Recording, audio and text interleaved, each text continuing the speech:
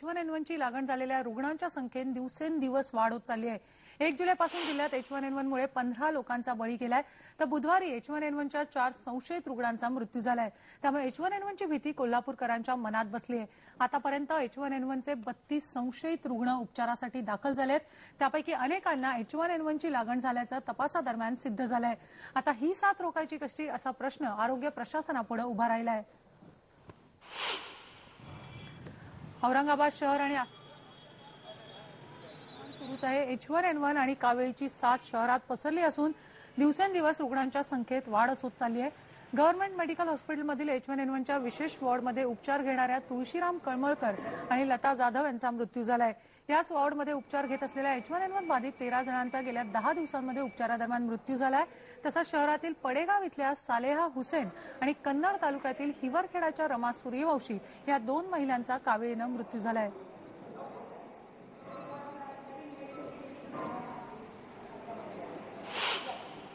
रत्नागिरी जिल्हा रुग्णालयात H1N1 चा विशेष वॉर्ड तयार करण्यात आलाय आणि आतापर्यंत या वॉर्डमध्ये H1N1 च्या 12 संशयित रुग्णांना भरती करण्यात आलंय। यातील 3 रुग्णांना H1N1 झाल्याचा तपासणी दरम्यान सिद्ध झालाय। त्यातील एकाला उपचारानंतर घरी पाठवलं असून आणखी 4 संशयित रुग्णांची तपासणी आता करण्यात येणार आहे।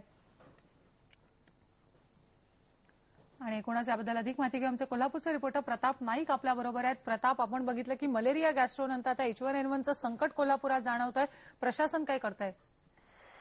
नक्कीच मनुश्री, आपण जर 1 जुलैपासून जर आकडा बघितला तर आकडा हा वाढत चाललेला दिसतो, कारण आतापर्यंत 15 लोकांचा बळी गेलाय।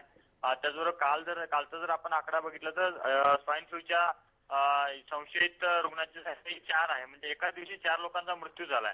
त्याच्यामुळे प्रशासन पूर्णपणे खडबडून जागा झालेलं आहे। काही दिवसापूर्वी पालकमंत्री हर्षवर्धन पाटील यांनी आढावा बैठक घेतली होती आणि त्याच्यामध्ये आरोग्य अधिकाऱ्यांना धारेवर धरलं होतं। त्याच्यानंतर आरोग्य विभागानं आम्ही काम करतो असं दाखवून 2 लोकांना निलंबित केलं होतं, पण तात्काळ त्यांना पुन्हा सेवेत घेण्यात आलं। एकूणच आपण बघितले तर आरोग्य विभागाची तारांबळ उडालेली दिसते, कारण H1N1 ही साथ रोखण्यात त्यांना अपयश येताना दिसतंय। दुसरी गोष्ट अशी की ज्या वेळेला लास्ट स्टेजवर जेव्हा रुग्ण येतो त्याच वेळी CPR रुग्णालयामध्ये उपचारासाठी दाखल होतो। त्याच्यामुळं पूर्णपणे लागण झालेला जो रुग्ण आहे तो CPR मध्ये आल्यानंतर 2 दिवसात त्याचा मृत्यू होतो। त्याच्यामुळे त्याचा जो आकडा आहे तो CPR मध्ये वाढतो।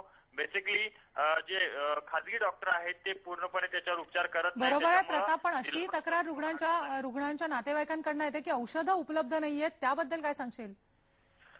औषधं पूर्णपणे कोल्हापूर जिल्ह्यामध्ये तरी उपलब्ध आहेत। त्या ज्या टॅमिफ्लूच्या गोळ्या आहेत, बाकीच्या गोष्टी आहेत त्या उपलब्ध आहेत, पण जो स्टाफ आवश्यक आहे तो मात्र मनुश्री नाहीये। त्याच्यामुळं या सगळ्या संशयित जे H1N1 चे जे रुग्ण आहेत त्यांच्यावर उपचार करण्यात मात्र त्यांना अडचण येतात, कारण पुरेसा स्टाफ हा छत्रपती प्रमिलाराजे रुग्णालयाकडे उपलब्ध नाही आणि ते गेल्या अनेक दिवसापासून अनेक वर्षापासून आहे। पण राज्य शासन असोत किंवा जिल्हा प्रशासन असोत किंवा लोकप्रतिनिधी असोत त्याच्याकडे व्यवस्थित लक्ष देत नाही, त्याच्यामुळे हा प्रॉब्लेम म्हणजे प्रशासनाचं पूर्णपणे स्टाफकडे दुर्लक्ष आहे। अजूनही स्टाफमध्ये भरती करण्यात आलेली नाही, त्यामुळे